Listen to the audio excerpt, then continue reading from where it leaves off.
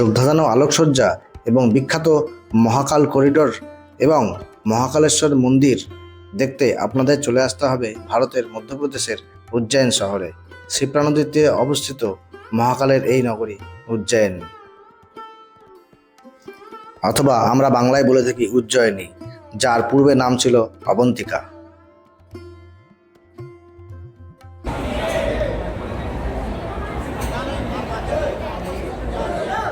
এখন যাচ্ছি ভেতরে, দেখি তোমাদের কতটা ভেতর থেকে দেখাতে পারি, তোমরা দেখতে থাকো।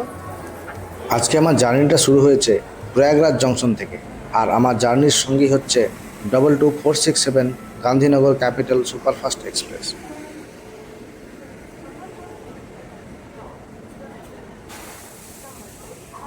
এটি একটি সাপ্তাহিক ট্রেন। সপ্তাহের প্রতি বুধবার বিকেল 5টা 25 প্রয়াগরাজ জংশন থেকে ছেড়ে যায় উজ্জয়নের উদ্দেশ্যে।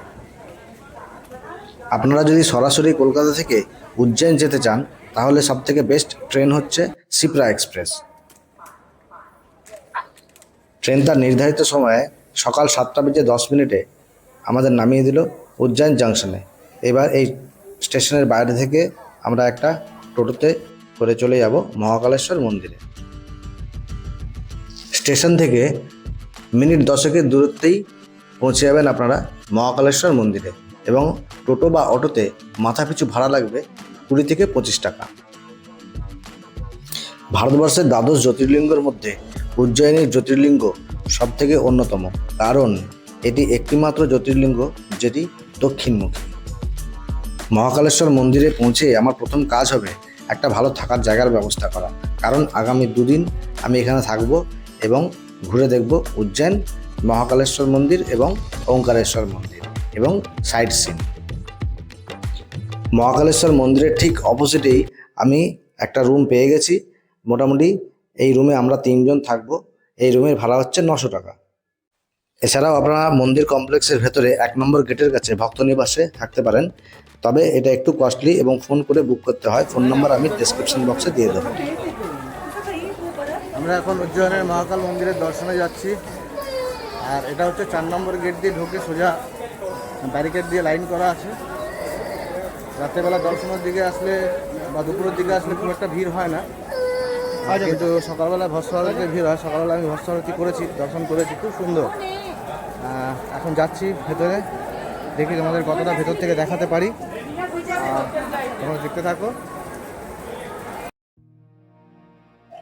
আপনারা যদি মহাকালেশ্বর মন্দিরের ভস্ম আরতি দেখতে চান তাহলে আপনারা যখন যাবেন বলে প্ল্যানিং করছেন তার ঠিক 2 থেকে 2.5 মাস আগে আপনাদের অনলাইনে ভস্ম আরতির টিকিট বুকিং করতে হবে। আর তা না হলে অফলাইনেও বুকিং করা যায় ওইখানে গিয়ে, কিন্তু সেটা অনেক ঝামেলা সাপেক্ষ। তাই জন্য অনলাইনে বুকিং করে নেওয়াটাই ভালো। ভোরবেলার ভস্ম আরতি দেখতে গেলে আপনাদের অনলাইন বুকিং করা স্লিপটা নিয়ে তার আগের দিন রাত্রেবেলায় 11টার সময় লাইন দিতে হবে 1 নম্বর গেটের কাছে। আর সাধারণ দর্শনের ক্ষেত্রে আপনারা 4 নম্বর গেট দিয়ে ঢুকবেন। 4 নম্বর গেট দিয়ে ঢুকলেই সাধারণ দর্শনটা সুবিধা হবে। আর এই 1 নম্বর গেটের কাছে ভস্ম আরতির জন্য যেখানে লাইন দেবেন সেখানেই আপনারা দেখতে পাবেন ভারত মাতা মন্দির। এই যে আপনারা দেখছেন ভারত মাতা মন্দির, আর এর ভেতরে ভারত মাতা। ভস্ম আরতির সময় মোবাইল বা ক্যামেরা একেবারেই অ্যালাউ করবে না। সাধারণ দর্শনের ক্ষেত্রে মোবাইল নিয়ে যেতে পারেন, কিন্তু খুব সাবধান, সিকিউরিটিরা দেখতে পেলে মোবাইল বা ক্যামেরা নিয়ে নিতে পারে। এই যে মূল মন্দিরের ভেতরে ঢুকে গেছি। এই যে আপনারা দেখছেন দ্বাদশ জ্যোতির্লিঙ্গর অন্যতম জ্যোতির্লিঙ্গ মহাকালেশ্বর মন্দির, মহাকালেশ্বর জ্যোতির্লিঙ্গ। জয় জয় মহাকাল, জয় মহাকাল, জয়। আমাদের মহাকাল দর্শন হয়ে গেল। মহাকালেশ্বর মন্দির থেকে আমরা বাইরে বেরিয়ে এসেছি। এই যে দেখুন বাইরের চত্বরটা। মূল মন্দিরের সঙ্গে অন্যান্য অনেক মন্দির আছে, আপনারা দেখবেন, আপনাদের অবশ্যই ভালো লাগবে। এবার আপনাদের দেখাবো মহাকাল লোক। জয় মহাকাল। বন্ধুরা, শুভ সন্ধ্যা। আমি এখন আছি মধ্যপ্রদেশের উজ্জয়নে, আর উজ্জয়নে মহাকালেশ্বর মন্দিরের মহাকাল করিডোরে আমি দাঁড়িয়ে আছি। আর এখানকার পুরো সুন্দর দৃশ্যটা তোমাদের দেখাবো। দেখো তোমরা কেমন লাগে। খুবই অপূর্ব দৃশ্য, মানে তোমরা নিজের চোখে না দেখলে বিশ্বাস করবে না।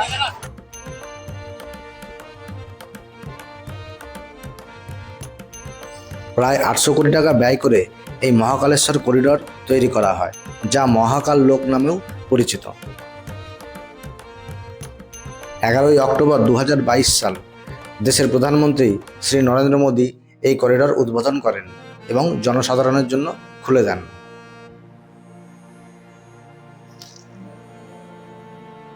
প্রায় 1 কিলোমিটার দৈর্ঘ্য এই করিডরের, এবং এই করিডরের পাশেই রয়েছে বিশাল বড় এক জলাশয় যার নাম রুদ্রসাগর। ভারতবর্ষে 12টা জ্যোতির্লিঙ্গের মধ্যে এই মহাকালেশ্বরের জ্যোতির্লিঙ্গ এমন একটা জ্যোতির্লিঙ্গ যেখানে একমাত্র ছাই দিয়ে ভস্য আরতি করা হয়। ভোরবেলার যে ভস্য আরতি হয় সেটা মূলত ছাই দিয়েই করা হয়। আগে শ্মশানের ছাই দিয়ে এই ভস্য আরতি করা হতো, কিন্তু বর্তমানে ঘুঁটের ছাই দিয়ে এই ভস্য আরতি করা হয়ে থাকে। এবং একমাত্র দক্ষিণমুখী জ্যোতির্লিঙ্গ। পৌরাণিক ব্যাখ্যা অনুযায়ী এই উজ্জয়িন নগরীর নাম আগে ছিল অবন্তিকা, এবং এখানকার রাজা ছিলেন চন্দ্রসেন, এবং তিনি খুব বড় শিব ভক্ত ছিলেন। একসময় উজ্জয়িনীর পার্শ্ববর্তী রাজ্যগুলি বেশি ক্ষমতাশালী হয়ে পড়ে, এবং তারা এক অসুরের সহায়তায়, যার নাম ছিল দূষণ, তার সহায়তায় উজ্জয়িনী আক্রমণ করে। তখন উজ্জয়িনীর রাজা চন্দ্রসেন শিবের উপাসনা করেন, এবং শিব তাতে সন্তুষ্ট হয়ে আবির্ভূত হন এবং সমস্ত শত্রুপক্ষকে হারিয়ে আবার উজ্জয়িনকে পুনরুদ্ধার করেন।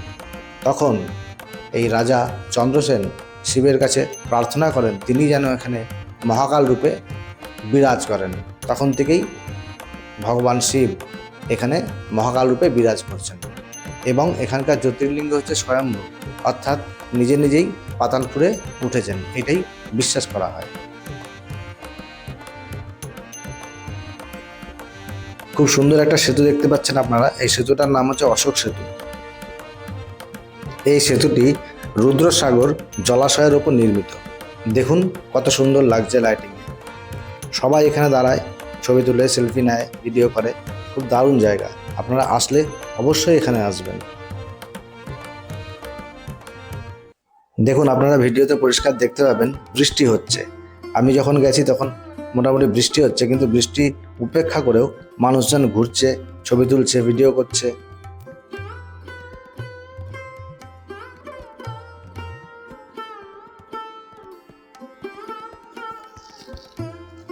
দেখেছেন কত সুন্দর লাগছে সন্ধ্যার আলোতে। দেখুন ছবিগুলো, দারুণ লাগছে না বন্ধুরা? এতক্ষণ পর্যন্ত আমার ভিডিও যারা যারা দেখে নিয়েছেন তাদেরকে অনুরোধ করব আমার চ্যানেলটাকে অবশ্যই সাবস্ক্রাইব করে দেবেন, এবং ভালো লাগলে লাইক কমেন্ট অবশ্যই করবেন। বন্ধুরা, এই যে আপনারা দেখতে পাচ্ছেন শ্রী মহাকালেশ্বর ভক্ত নিবাস, এই ভক্ত নিবাসেই থাকার কথা বলছিলাম। এখানেও থাকা যায়, কিন্তু এখানে রুম বুক করার জন্য আগে থেকে ফোন করতে হয়, এবং এখানকার রুম চার্জেস একটু কস্টলি পড়ে, কিন্তু রুমগুলো খুব ভালো। এই ভক্তনিবাসে থাকার জন্য যে ফোন নাম্বার, সে ফোন নাম্বার আমি আমার ভিডিও ডেসক্রিপশন বক্সে দিয়ে দেবো, আপনারা দেখে নেবেন। দেখুন রুদ্রসাগর জলাশয়ের ওপর এই যে ব্রিজটা, অশোক সেতু, কি সুন্দর লাগছে না দেখতে বন্ধুরা? চলুন নবনির্মিত এই করিডোরের আরও বাকি অংশটা আপনাদের দেখাই। এই যে দেখুন সাগর মন্থনের দৃশ্য কি সুন্দর মূর্তির মাধ্যমে ফুটিয়ে তোলা হয়েছে। আর এই যে মহাদেব যিনি বিষ পান করছেন, এবং তার গলার অংশটা দেখুন নীল হয়ে গেছে। কি সুন্দর দৃশ্য। সবাই দেখুন দাঁড়িয়ে ছবি তুলছে, ভিডিও করছে, কি সুন্দর লাগছে।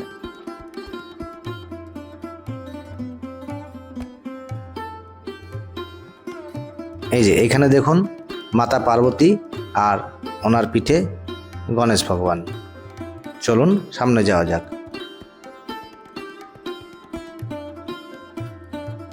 সামনেই দেখুন দশানন রাবণ, যিনি পাহাড়কে মাথায় তুলে রেখেছেন। এই যে দশানন রাবণ, দেখেছেন কি সুন্দর লাগছে না দেখতে?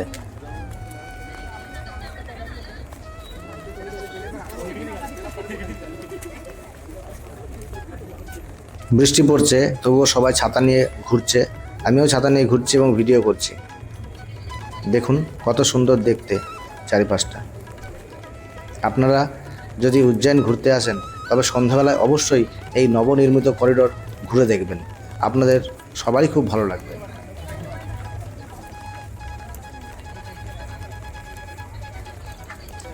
ভিডিওতে আপনারা যতটা সুন্দর দেখছেন এখানকার মূর্তি, এখানকার লাইটিং, এখানকার রাস্তাঘাট, খালি চোখে দেখতে তার থেকেও অনেক বেশি সুন্দর লাগবে।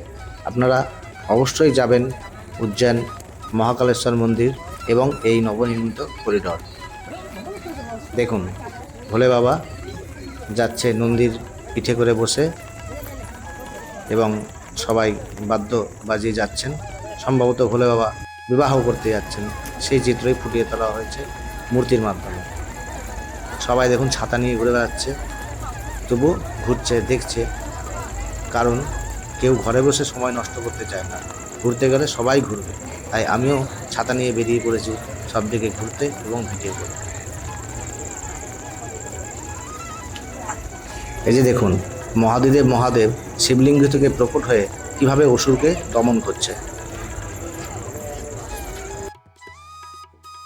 আর একটু এগিয়ে গেলেই আপনারা দেখতে পারবেন সপ্তঋষি সেন্টার, বা এখানে সপ্তঋষি বসে ধ্যান করছেন এবং মাঝখানে একটা পিলার্স আছে, যেটাকে দেখতে খুব সুন্দর লাগছে। দেখুন কি সুন্দর আলোকসজ্জা এবং কি সুন্দর চিত্রপট।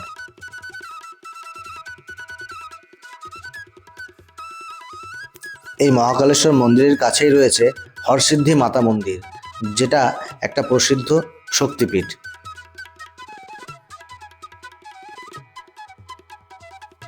আমার আগামী ভিডিওতে হরসিদ্ধি মাতা মন্দির সম্বন্ধে আমি দেখাবো, আপনারা দেখবেন, অবশ্যই ভালো লাগবে।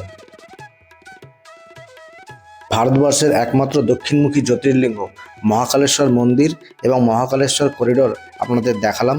আপনাদের কেমন লাগলো অবশ্যই লাইক কমেন্ট করে জানাবেন এবং আপনাদের ভিডিওটা ভালো লাগলে অবশ্যই একটা সাবস্ক্রাইব করে দেবেন। আমার ভিডিওটা দেখার জন্য আপনাদের অসংখ্য ধন্যবাদ। সুস্থ থাকবেন, ভালো থাকবেন।